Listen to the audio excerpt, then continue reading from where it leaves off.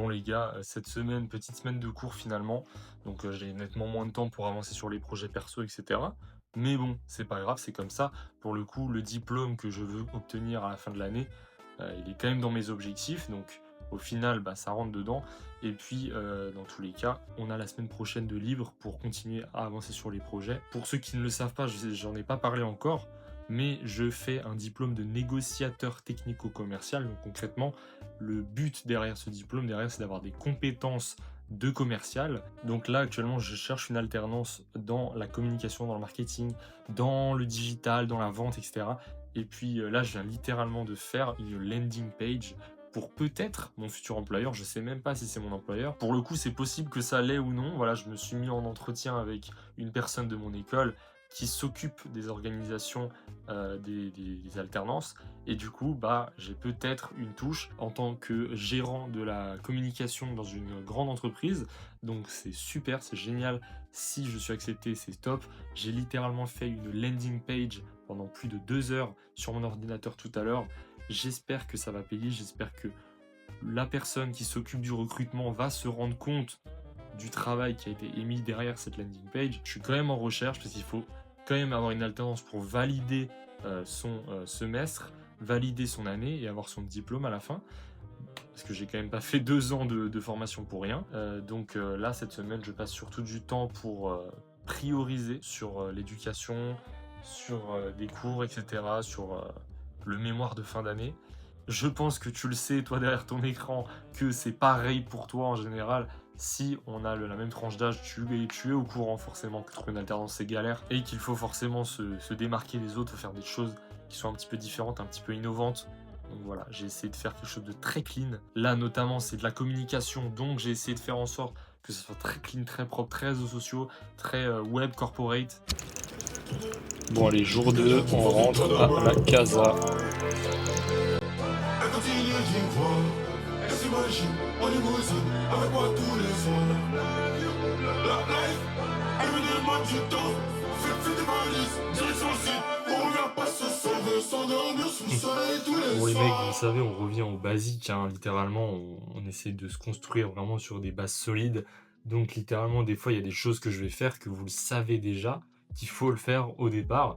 Mais le fait de le conscientiser, que vous voyez cette vidéo et que vous appliquez en même temps que moi les conseils que je me donne à moi et que je vous donne à vous, ça peut être intéressant de le faire vraiment. Parce qu'on entend des conseils toute la journée si on est intéressé par ce domaine du business, etc., du dev perso, on le sait, tout le temps on entend des conseils qui sont redondants, que on ne cesse d'entendre mais qu'on ne met jamais en place. Et là en fait il y a un conseil qui est si simple, c'est que si vraiment vous n'arrivez pas à, lorsque vous levez le matin, à faire les choses que vous vous êtes dit que vous alliez faire dans la semaine, etc., c'est très simple, vous prenez un carnet, vous payez 1 € un carnet, et vous écrivez dedans qu'est-ce que vous devez faire le lendemain. Le soir, vous vous posez, vous prenez le temps d'écrire 3 choses primordiales que vous devez faire demain. C'est rien de plus simple que ça. Si ces 3 tâches ne sont pas faites, la journée n'est pas finie et il faut finir la journée. C'est pour ça qu'il ne faut pas en mettre 10, il ne faut pas en mettre une seule, il faut en mettre 3. 3 choses, 3 axes principaux de la journée. Là, demain, mes 3 axes principaux, ranger particulièrement bien ma chambre, de manière parfaite, que j'ai un environnement de travail, un environnement de vie qui soit sain, qui soit rangé, qui soit propre, qui soit nickel. Et également, vous présenter qu'est-ce que je souhaite faire, vous présenter en fait ma vision globale de ces prochains mois qui vont arriver, de tout ce que j'ai envie de faire, de mettre en place depuis très longtemps, le concrétiser devant vous. Ça va me permettre à moi déjà que ça me fasse du bien, ça va permettre de mettre noir sur blanc ce que je veux, et cela de manière extrêmement concrète en fait. Littéralement, j'aime pas qu'on ait du flou, j'ai envie d'être transparent à 100%, donc c'est pour ça que je vais l'expliquer de manière très simple, très correcte, très transparente. Et si vous suivez l'aventure, si vous êtes encore ici, si vous continuez à regarder mes vidéos, c'est exceptionnel, c'est génial. Tu le sais peut-être, mais je suis en train de vouloir créer une communauté de gens qui me ressemblent, qui sont comme moi, qui ont la vingtaine, qui ont pour but d'avancer dans la vie, qui ont des projets, que ce soit entrepreneurial ou non, mais qui ont envie d'avoir de manière large du développement personnel sur eux, que chacun qui regarde les vidéos se reconnaisse et ont envie de partager des choses avec moi. C'est pour ça que, comme d'habitude, je te mets mon WhatsApp en description, je te mets mon Instagram, on peut se DM. N'hésite pas à venir m'écrire si tu as la moindre question, si tu as envie de rejoindre cette communauté de gens qui s'entraident, qui ont les mêmes objectifs, qui ont envie en tout cas d'avancer dans le même chemin. N'hésite pas à m'écrire, n'hésite pas à continuer à regarder les vidéos, c'est très important pour moi, pour toi, et aussi pour la communauté que j'ai envie de créer, les gars. Il faut qu'on avance ensemble. Et le troisième point, simple, que j'essaye de mettre en place en tout cas tous les jours, c'est faire du sport. C'est faire du sport absolument. Bien dormir, faire du sport, bien manger. Ce sont 3 choses qui sont, selon moi, mais la base même en fait d'une vie qui a du sens et qui va me permettre d'arriver plus rapidement vers mes objectifs. Donc, faire du sport. Sur ce, les gars, je vais aller dormir et on se voit dans quelques instants pour vous, les mecs. Une journée dans la vie d'un étudiant à Paris. Donc aujourd'hui c'est dimanche et il fait assez beau dehors. En vrai c'est plutôt pas mal. On descend toujours nos 8 étages. Une fois rentré je vais aller me dépêcher d'aller éteindre tout ça. Et puis des fois tu fais le tri, tu retombes sur des objets qui ont encore une valeur sentimentale forte quand même sur pas mal de points, et retomber dessus comme ça des années plus tard, ça fait tout bizarre justement. C'est une sensation quand tu ranges qui est... Des fois c'est émouvant, des fois c'est énervant, des fois ça te rappelle des bons souvenirs, des fois ça te fait du mal, des fois ça te fait du bien. C'est assez marrant quand même à traiter ces émotions qui reviennent, qui étaient encore ancrées en toi, mais qui ressortent parce que justement tu retombes sur un objet, une odeur, une boîte, une carte, un mot. Là avant je suis retombé sur des cartes que m'avaient écrit des gens de ma famille il y a de ça plus de 10 ans, et je les ai lues comme ça et je me dis mais c'est fou en fait, genre c'est émouvant de ouf. Et des fois tu tombes sur des vieux livres. Ce livre-là, que je me rappelle, ça me rappelle moi à 8 ans dans mon lit qui dit ça et qui kiffe sa vie. Je me rappelle des émotions que je ressentais quand je le lisais et des frissons qui me donnait ce livre. Je me rappelle de tout, j'ai l'impression que les souvenirs reviennent direct quand je regarde ce livre. Alors que c'est juste un bouquin avec des pages, quoi. Pour le coup, j'ai tellement de choses encore. Là, je suis en train de mettre des choses dans la poubelle, etc. Le temps que ça va me prendre, c'est que des trucs d'enfance, littéralement, hein, des BD, des trucs comme ça, mais ça va prendre du temps, quoi. Y'a trop de papier à faire, j'ai charbonné des heures, j'ai pas bossé à perdre. Elle veut graille sur mon billet, cette conne, je la fais même pas mes fûts sur un terre. Pour aller au front, j'ai qu'il y a peu de volontaires, les diamants sur mon cou, je les mets pas pour lui plaire. Une descente pour un cas vu devant moi, c'est pas Les gars, les cartes Pokémon, non mais c'est fou, genre. J'ai des cartes qui datent de genre 2 ans après que je sois né. J'ai quelques pépites en cartes, littéralement. Je pense que j'ai un investissement non voulu en cartes.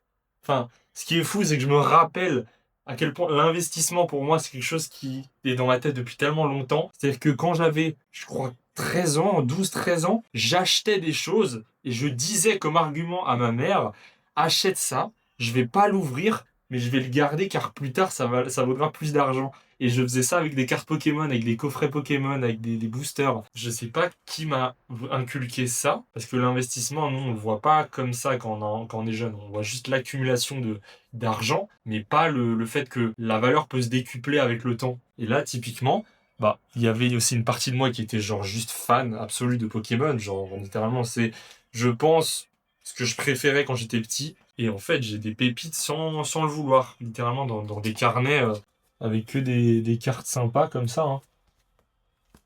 Donc, pourquoi pas, écoutez, regardez ces cartes en haut, là, elles valent de l'argent, c'est pas possible. Bon, je me sentais plus à l'aise au départ de faire un script, mais je pense que c'est plus intéressant si je parle tout simplement de manière transparente et authentique avec juste mon téléphone et mes notes que je m'étais faites il y a de ça un petit moment déjà et que je continuais d'alimenter avec le temps. J'ai une idée globale de ce que j'ai envie de faire sur le long terme. Sous forme de bullet points, j'ai décrit un peu ce que j'avais en tête actuellement comme objectif, que ce soit professionnel ou personnel, ou entrepreneurial ou créatif, peu importe, mais qui en tout cas, moi, me ressemble.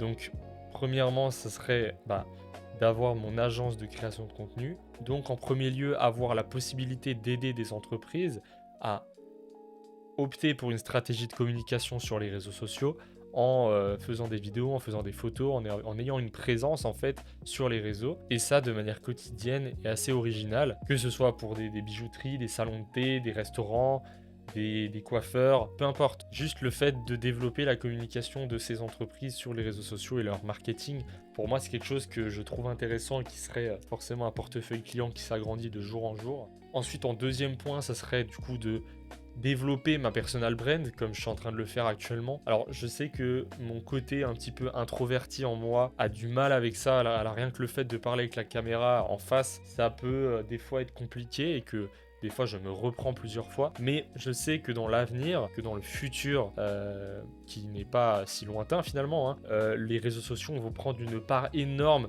dans notre vie personnelle, mais aussi dans notre vie professionnelle, et que ça sera très important de maîtriser ces outils et d'avoir une présence assez forte sur les réseaux et sur tout un tas d'endroits numériques. Donc je sais que prendre le pas le plus tôt possible, c'est très important, et que il y aura clairement un désavantage et un avantage pour les gens qui ne seront pas dessus et qui seront dessus. Donc c'est pour ça que je prends le temps de le faire soigneusement, même si voilà, ça peut paraître un petit peu amateur. Le but derrière, c'est aussi d'être authentique et transparent. En troisième point, il y a le diplôme. Alors certes, le diplôme, c'est aussi fait pour rassurer, c'est fait pour se donner de la crédibilité à soi-même. J'en ai parlé plus tôt dans la vidéo, mais c'est quand même un objectif que je me suis fixé, parce que voilà, il y a un côté de nous qui a envie quand même d'être validé socialement en ayant un diplôme, etc. Et c'est tout à fait normal, même si on n'est pas du tout obligé d'en avoir un pour réussir dans la vie. Il y a un point aussi très important qui est le physique, qui est pour moi en fait très corrélé au mental.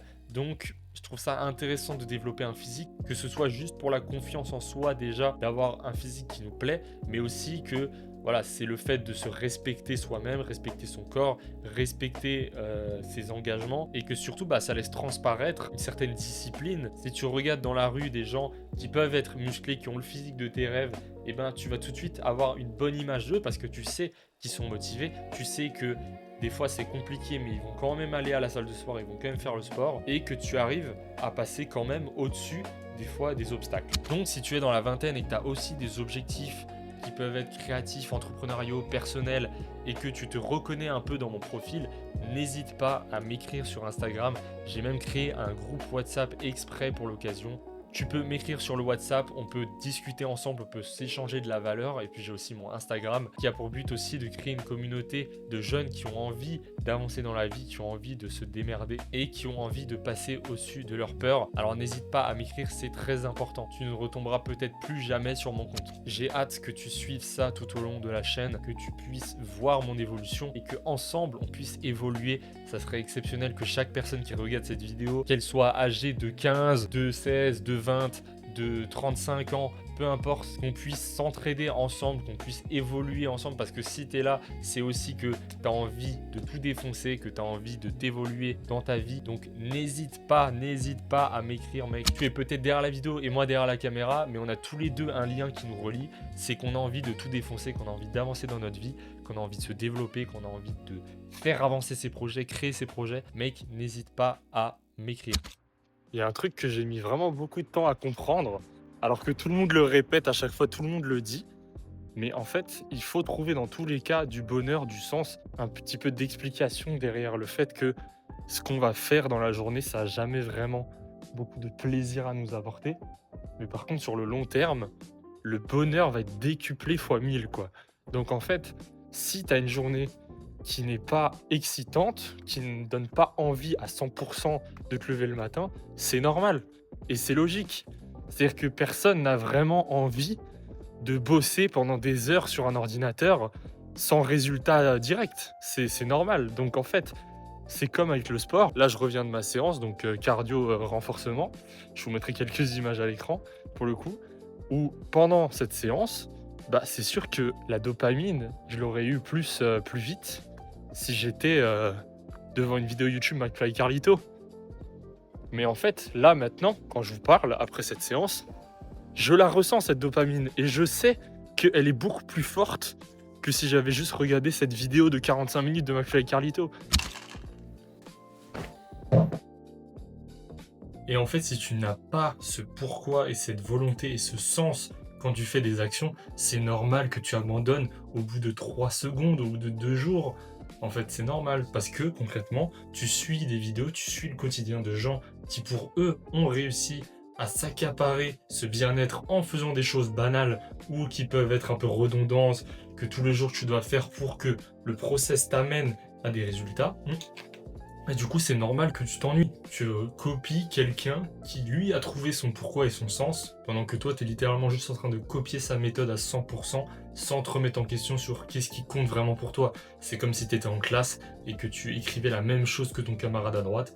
Au bout d'un moment, quand les copies vont se rencontrer, il y aura un problème. Ça sera pas toi et au final, tu te sentiras plus mal d'avoir copier ce que l'autre fait parce que tu te reconnais pas dans ce que tu as écrit que en faisant concrètement quelque chose qui te plaît et peut-être même que si tu avais toi-même réfléchi à qu'est-ce que tu pourrais écrire sur cette feuille, peut-être que tu aurais surperformé et eu encore une meilleure note. Donc s'il y a une seule chose à retenir, c'est bien beau de s'inspirer fortement de ce que quelqu'un fait, ou même de copier ce qu'il fait, mais derrière, si toi, ce n'est pas 100% aligné avec ce que tu es, eh ben tu vas tenir une semaine malheureusement. Parce qu'après cet élan de motivation, eh ben, il y aura la courbe descendante, frérot, et tu vas juste t'arrêter, et en plus, tu vas t'en vouloir de t'arrêter. C'est bien ça le problème. Alors que le problème vient d'un peu plus loin, d'un peu plus profond en toi. Donc vraiment, d'abord, pose-toi les questions.